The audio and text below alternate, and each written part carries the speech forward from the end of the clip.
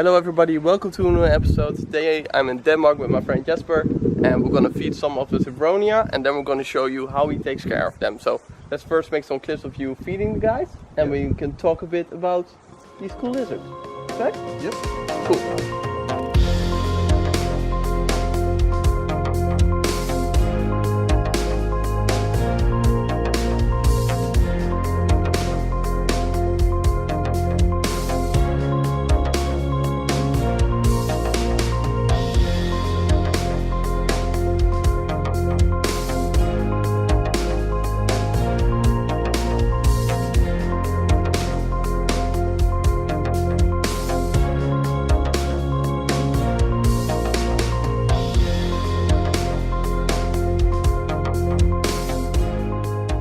Okay, we're just done feeding them. We also misted them. As you can see, that goes in a very easy way, the way this is set up, and I really love this setup.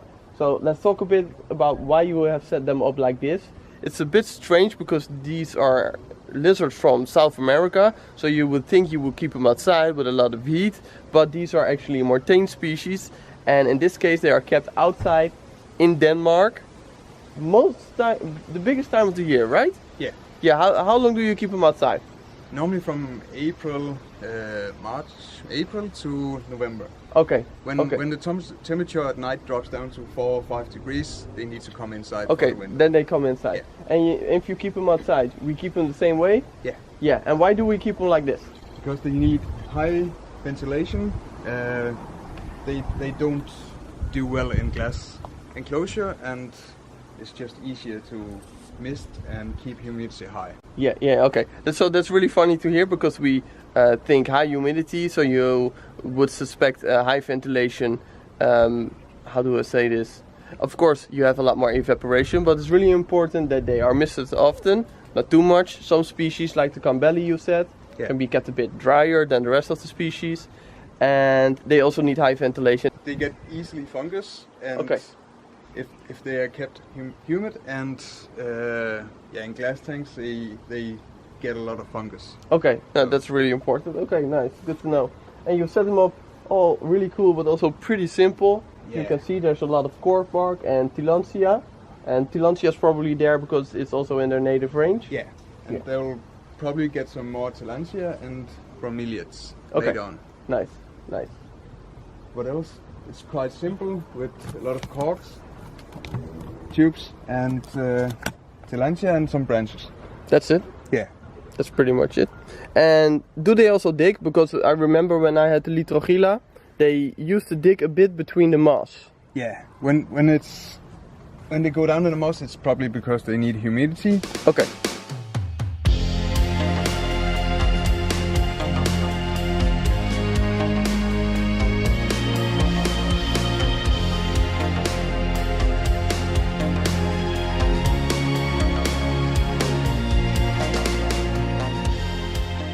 And we just fed them crickets, and I've noticed with the Litrogila I kept that they can pretty picky with what they eat. Yeah. So certain types of crickets they would eat, others they wouldn't. They would eat dubia with wings, but not the female, stuff like that. So do you also see that with your Abronia?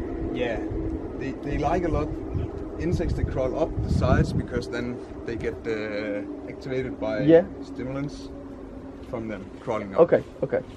And what insects do you feed?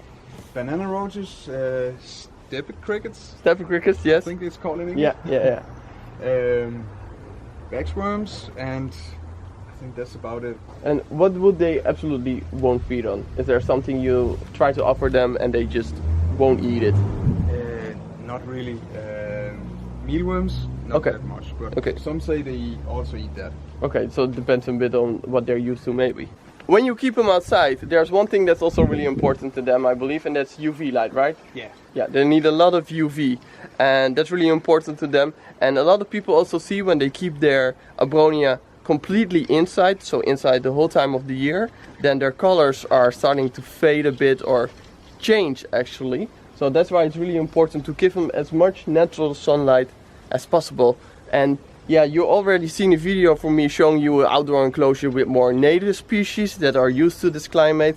But also this is a great example of you checking out what your situation is, what you can offer, and looking for animals that fit in that situation. It makes it a lot easier on you, because you can just keep them outside.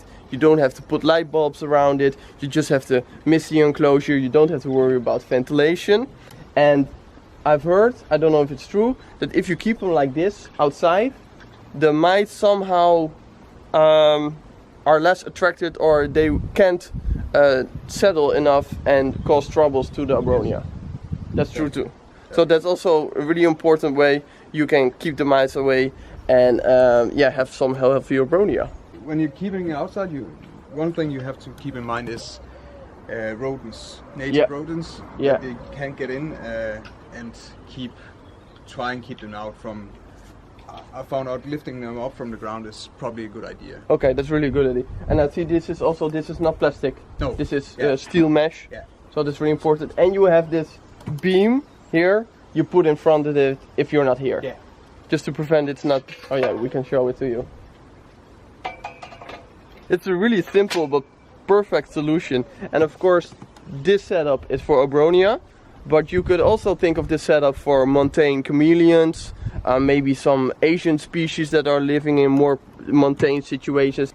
And is there a certain time of the day you see the most activity, or does it depend on the sun and the temperature? Normally it depends on the sun, but mostly from 10 to 1 o'clock. But okay. Mostly depends on the sun, and if it's cloudy they won't come out. But yeah, it depends on how the weather is and how much sun is out. And okay, and you also said after misting they always come out to drink.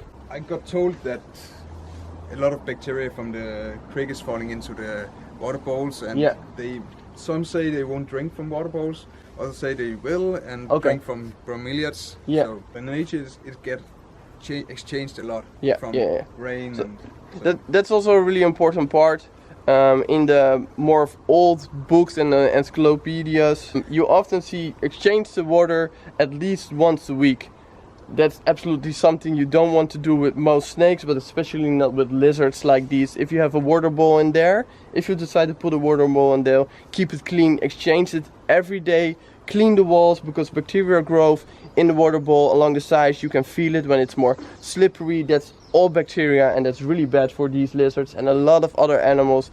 So if you put a water bowl, especially with some more delicate species like this, because this isn't the beginner species, then you want to exchange it often, pretty much daily, and if there's dirt in there, exchange it right away. I think that's a good advice. Yeah. Don't you think? Yeah. Yeah. You can see next to her face, are that like calcium deposits that also Felsimer have or something like that? It's actually more kind of fat deposit. Okay. So if they get a lot of to eat, they start to bulk up there. Like a tegu. Yeah.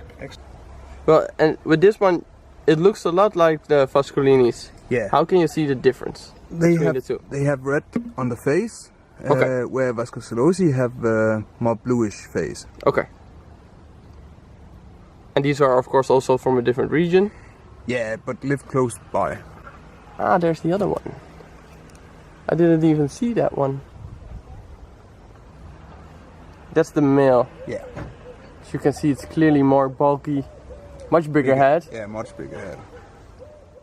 I guess it was most of the information about the Abronia. It's just a short video talking to you about these incredible lizards. See you in the next episode. Thank you very much for watching. If you have any questions about these or other animals, feel free to ask. And I'll see you in the next one. Bye.